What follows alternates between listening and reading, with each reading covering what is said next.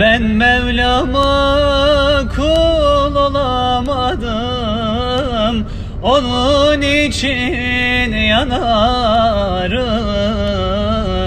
Ben Mevlam'a kul olamadım, onun için yanarım.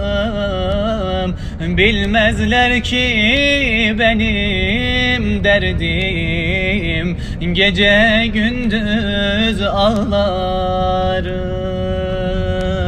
Bilmezler ki benim derdim, gece gündüz ağlarım.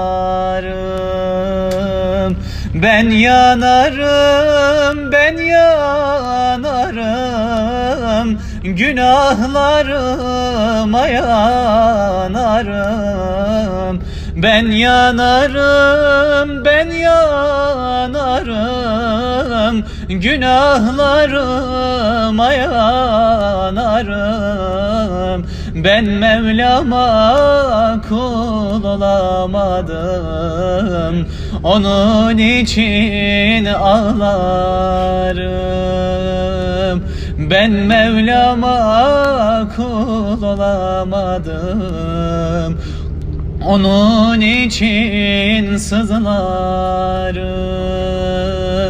Çünkü senin adın Ahmet, yakışır mı sana zulmet?